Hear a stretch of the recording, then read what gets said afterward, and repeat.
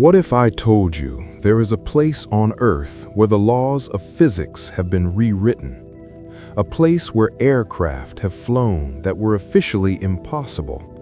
A place so secret that the United States government denied its existence for nearly half a century. This is not a conspiracy theory. This is documented history.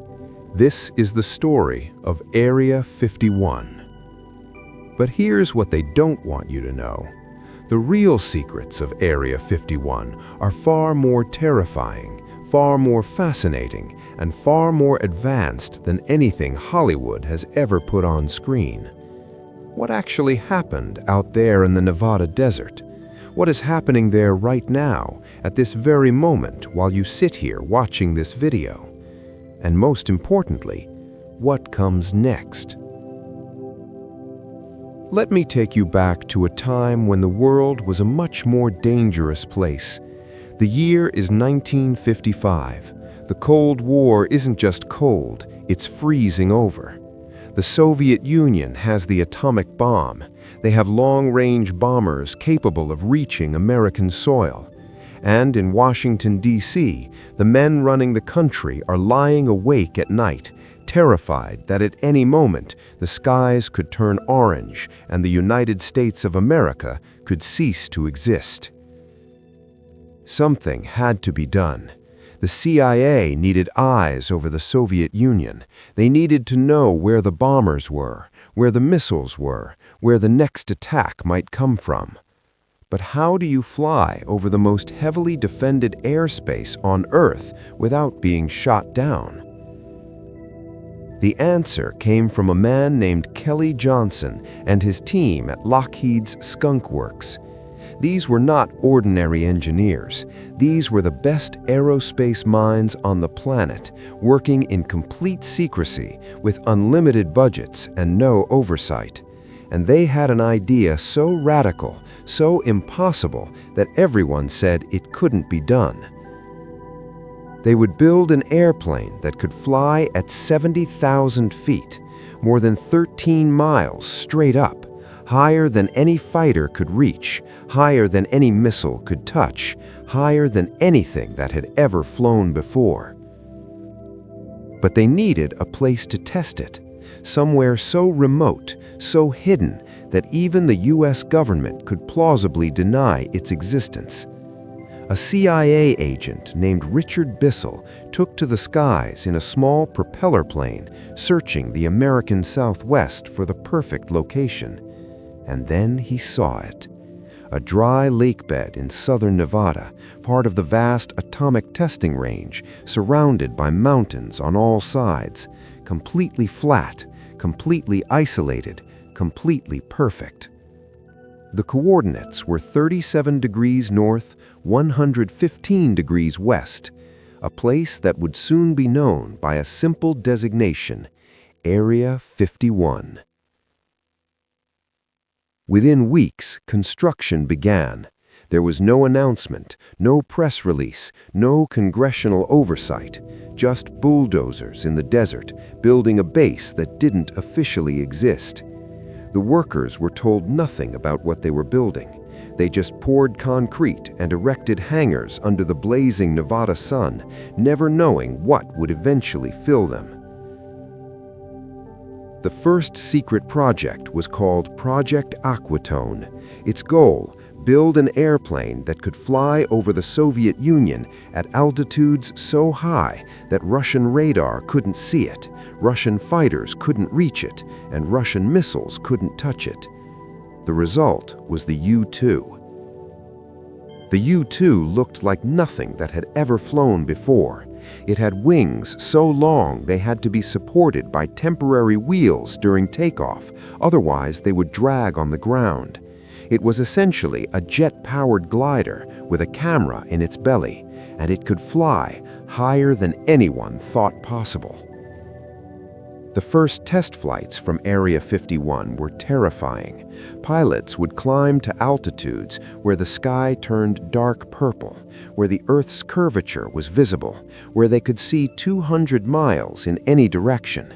They wore partial pressure suits, the first of their kind, because if the canopy failed at that altitude, their blood would literally boil. But here's where Area 51's reputation for secrecy was born.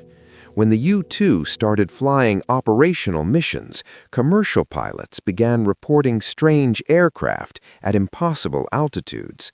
Air traffic controllers saw blips on their radar that made no sense. The public started calling them UFOs. And the CIA did something brilliant. They didn't deny the sightings. Instead, they gave them a cover story. They told the press that these were simply weather balloons, high-altitude research balloons studying the upper atmosphere. And for years, that's what everyone believed. The first great UFO wave of the 1950s, most of it was the U-2. The secret was hidden in plain sight. But the Soviets weren't stupid. They quickly developed new fighters, new missiles, new radar systems. Within a few years, they could reach the U-2. In 1960, a U-2 piloted by Francis Gary Powers was shot down over Soviet territory. The pilot survived, the plane was captured, the cover was blown. America needed something faster, something that could not only fly high, but fly so fast that nothing could catch it. Enter Project Oxcart. Project Oxcart was the most ambitious aircraft project in human history up to that point. The goal: build a plane that could fly at Mach 3, 3 times the speed of sound, at 85,000 feet, made almost entirely of titanium. And here's where the story gets really interesting. In the 1950s, titanium was incredibly rare. The only country producing it in quantity was the Soviet Union. So the CIA did something that sounds like a spy novel. They set up fake shell companies around the world. They bought titanium from Soviet factories through intermediaries who had no idea who they were really working for. They shipped it to the United States through convoluted routes designed to hide its origin. Think about that for a moment. America bought titanium from its enemy through fake companies to build a spy plane that would spy on that same enemy. The irony is so perfect, it would be unbelievable in fiction. The result was the A-12 Oxcart, and later its more famous cousin, the SR-71 Blackbird. These aircraft looked like they came from another planet. Long, sleek, black with curved lines that seemed to flow like water.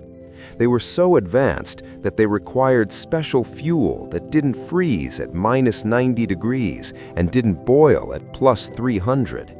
They leaked fuel on the ground because the titanium panels only sealed properly at high speeds when the heat of air friction made them expand.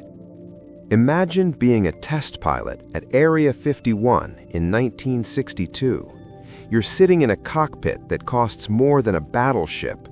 You're about to fly a machine that burns through fuel so fast it has to refuel immediately after takeoff just to complete its mission. You're going to push past Mach 2, Mach 2.5, Mach 3, faster than any human has ever flown in a jet aircraft. And if something goes wrong, if the engines flame out or the structure fails, you'll be coming down in the middle of the Nevada desert with no hope of rescue, because officially, you don't exist. The men who flew these aircraft were a special breed. They weren't just pilots, they were part engineer, part astronaut, part suicide candidate. They wore full pressure suits, like the ones astronauts would later wear to the moon. They breathed pure oxygen for hours before flight to prevent the bends. They accepted that they might not come home. And the men who built them, the engineers and mechanics who worked in those windowless hangars at Groom Lake, they lived in a world of complete secrecy. They flew to work every Monday on unmarked planes from Burbank, California. They lived in dormitories at a base that didn't exist. They worked 12-hour days in temperatures that could exceed 100 degrees, surrounded by aircraft they could never discuss. And on Friday nights, they flew back home, back to their normal lives, where neighbors asked what they did for a living, and they said, "I'm sorry, I can't tell you." Think about that kind of dedication, that level of commitment to secrecy. In an age before the internet, before cell phones, before anyone could look up anything, these men and women kept secrets that would have made them famous, made them rich, made them legends, and they kept them until the day they died. But the Cold War kept getting hotter, the Soviets kept getting better, and America needed more than just photographs. They needed real-time intelligence. They needed eyes that could see anywhere on Earth at any time without ever coming home. Enter the age of spy satellites. Area 51 became the test site for America's first photo reconnaissance satellites, Project Corona. The concept was audacious.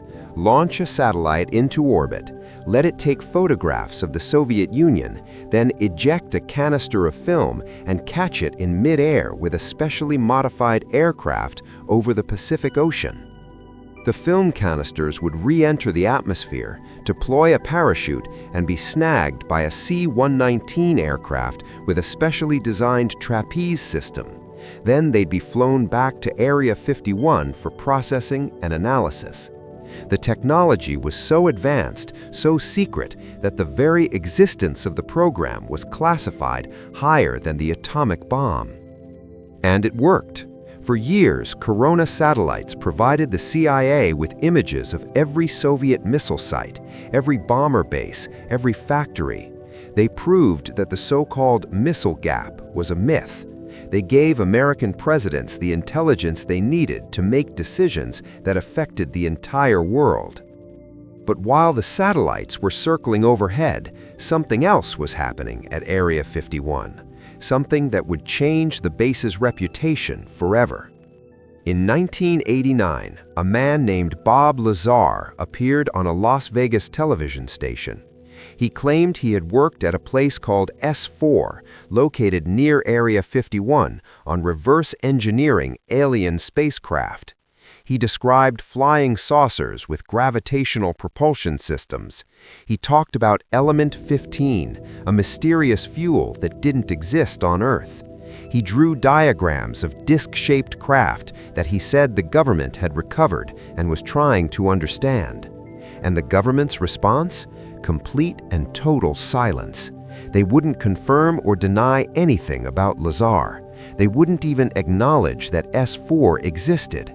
They refused to comment on any of his claims.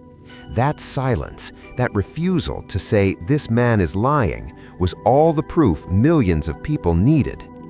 Now, let me be clear. Bob Lazar's story has been investigated extensively. His educational credentials couldn't be verified. The element he described doesn't work the way he said. Many of his claims contradict known physics.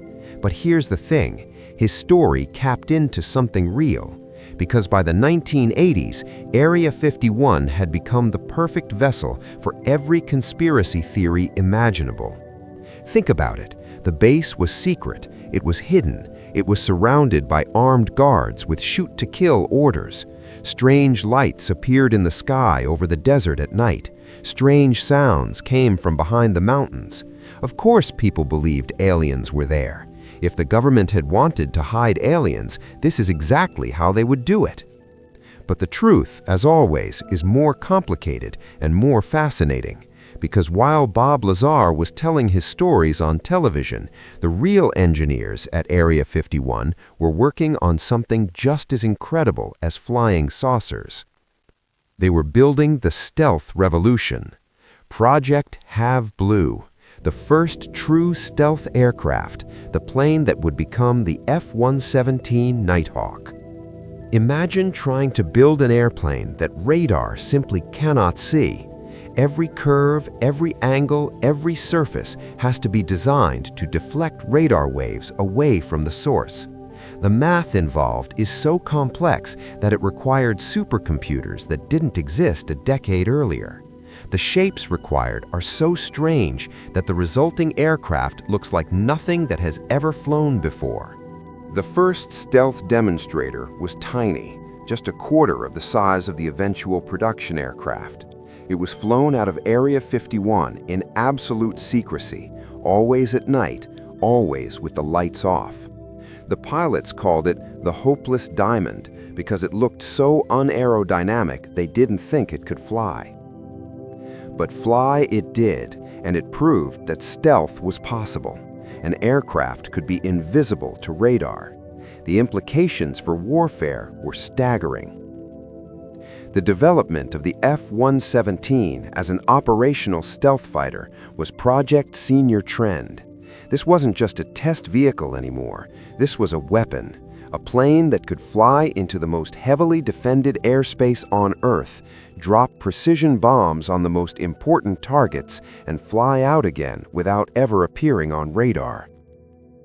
The F-117 was so secret that it didn't fly during the day for years.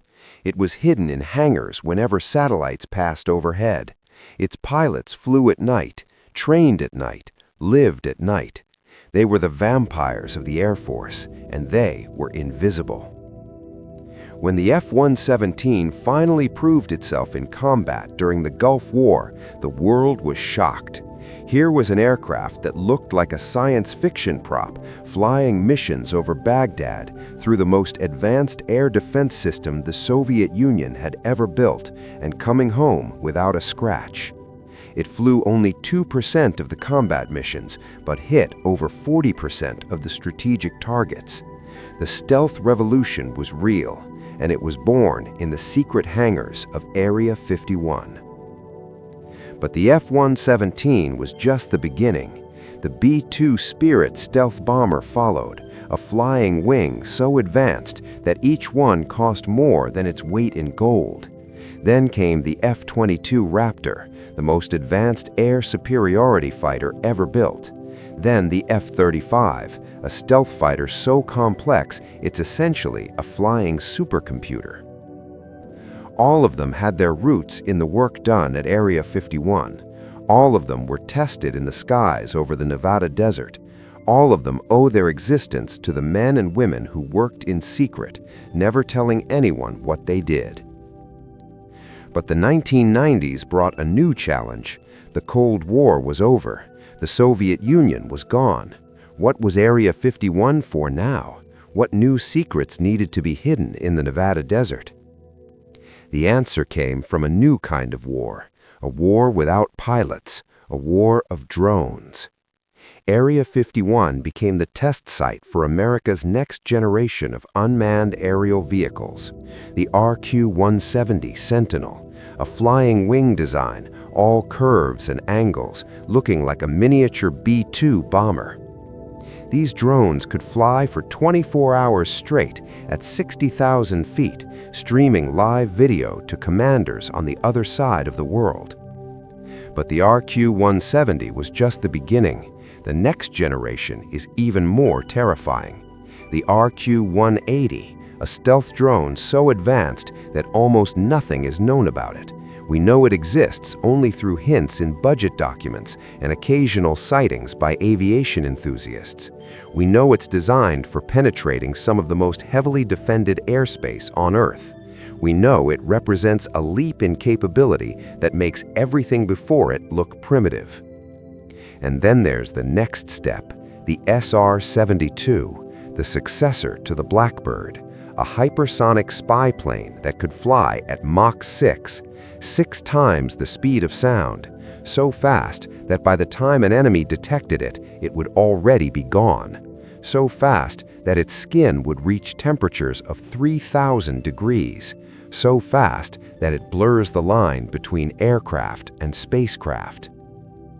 Is the SR-72 real? Is it being tested at Area 51 right now? Lockheed Martin, the company that built every secret plane we've discussed, says they're working on it. They've shown artist concepts. They've talked about the technology. They've even suggested that a prototype might have already flown. But has it? Has anyone seen it over the desert at night? The government won't say. The official response is always the same: we do not comment on classified programs. And that brings us to the present day. What is happening at Area 51 right now, at this very moment, while you're watching this video? We know the base is still active. Satellite photos show new construction, new hangars, new runways.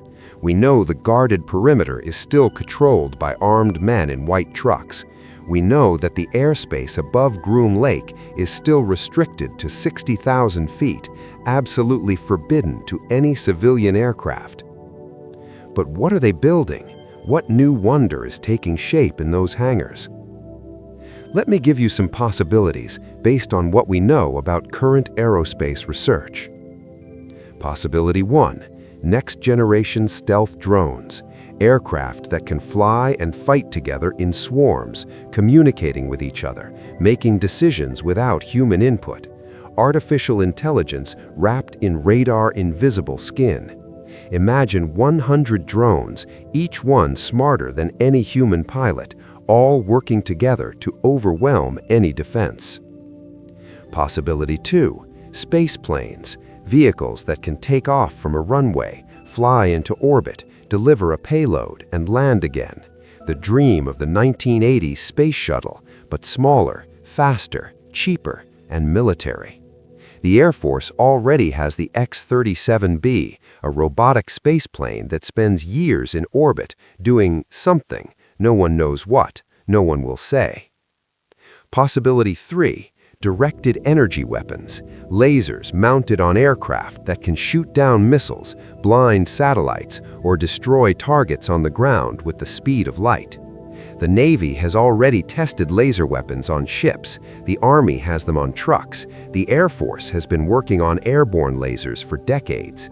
The final development, the operational deployment, could be happening at Groom Lake right now. Possibility 4. Hypersonic weapons. Missiles that fly at Mach 10 or higher, too fast to defend against, too fast to track, too fast to stop. Russia and China are developing them. America is developing them. And the place to test them, the place where they can be launched and tracked in absolute secrecy, is over the Nevada desert from Area 51. Possibility 5. Something we haven't even imagined. Something so advanced, so revolutionary, that it will change everything when it's finally revealed. Just like the U-2 changed everything in 1955. Just like the SR-71 changed everything in 1964. Just like the F-117 changed everything in 1988. That's the thing about Area 51. Every time we think we know what's happening there, every time we think the secrets are finally out, something new appears. Something that makes us realize we never knew the full story. Let me tell you about some of the things we've learned over the years. Declassified documents have revealed projects we never knew existed. Have Blue, the stealth demonstrator, was secret for a decade. Tacit Blue, another stealth testbed, was secret even longer. The D-21 drone, a Mach 3 reconnaissance aircraft launched from the back of an SR-71, was so secret that its very existence was classified for 30 years. We know now that Area 51 tested captured Soviet aircraft. The Air Force would acquire MiGs through various means, fly them at Groom Lake, and learn their secrets. American pilots would dogfight against actual Soviet fighters, learning their strengths and weaknesses without ever leaving Nevada. We know now that Area 51 tested experimental propulsion systems, pulse detonation engines, scramjets, plasma stealth, technologies that sound like science fiction but were actually built and flown.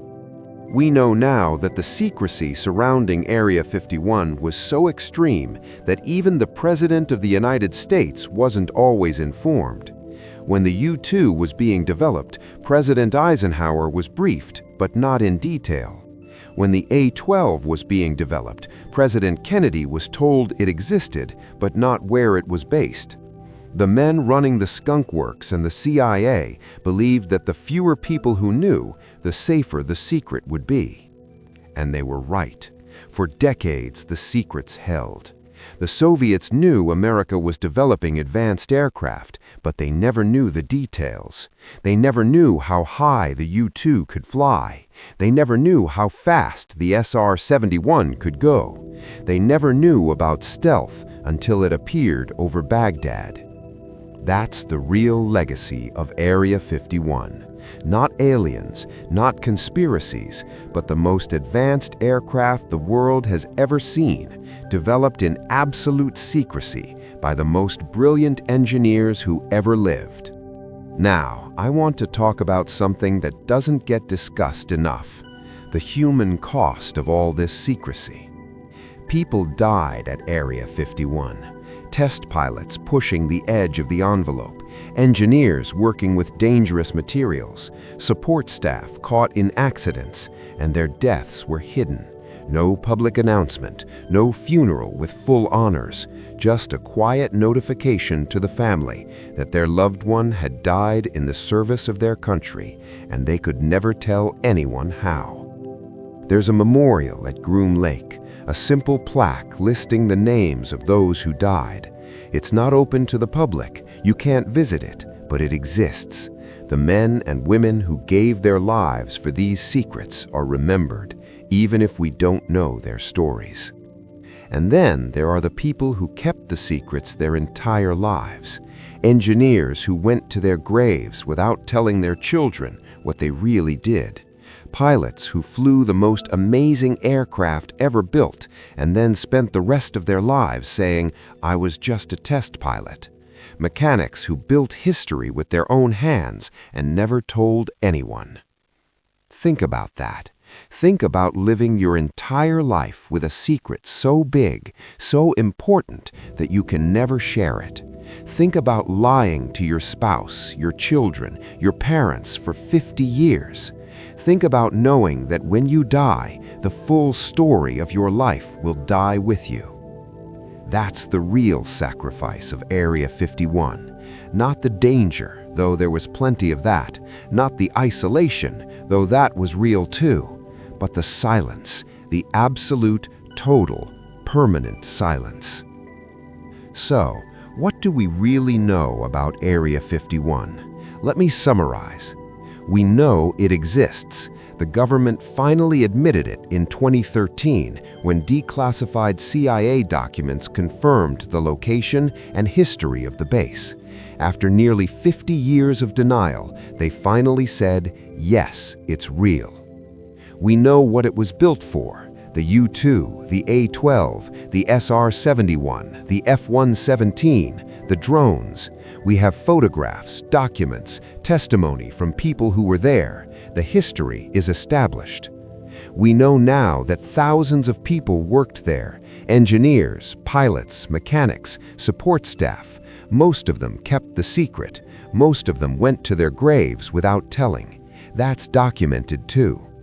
We know now that the technology developed there changed the world. The U-2 ended the missile gap. The SR-71 provided intelligence that prevented wars. The F-117 changed aerial combat forever. The drones changed surveillance forever. And we know now that the secrecy continues. The newest projects, the ones that will shape the next 50 years of warfare and surveillance, are happening right now, behind those fences, under that dry desert sun, on that dry lake bed that doesn't officially exist.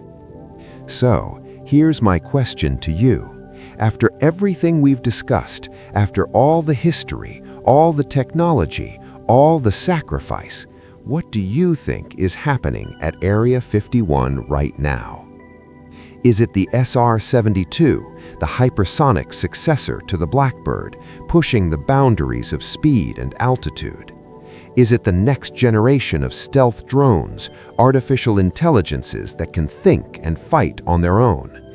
Is it space planes, vehicles that can reach orbit and return, giving America the ultimate high ground? Is it laser weapons, death rays made real, mounted on aircraft that can destroy anything, anywhere, at the speed of light? Or is it something else? Something we haven't even considered. Something so far beyond current technology that it will seem like magic when it's finally revealed. The truth is, we don't know, and that's the point. Secrecy exists for a reason. Some things are too important to discuss. Some capabilities are too valuable to reveal. Some secrets are worth keeping. But here's what I believe. I believe that whatever they're building out there, it's amazing. I believe that the engineers and pilots and mechanics working at Groom Lake right now are pushing the boundaries of human capability. I believe that when the secrets finally come out, when the documents are declassified and the old men sit down with historians, we will be amazed at what they accomplished. I also believe that the mystery will never completely go away. There will always be another secret project. There will always be another black budget program. There will always be something happening at Area 51 that we don't know about. Because that's the nature of secrets. They multiply, they propagate, they create new secrets to hide the old ones. Area 51 is not a place, it's an idea. It's the embodiment of everything secret and mysterious about the military-industrial complex. It's the symbol of what happens when human ingenuity meets unlimited funding and absolute secrecy. And that's why we can't stop thinking about it. That's why the conspiracy theories persist.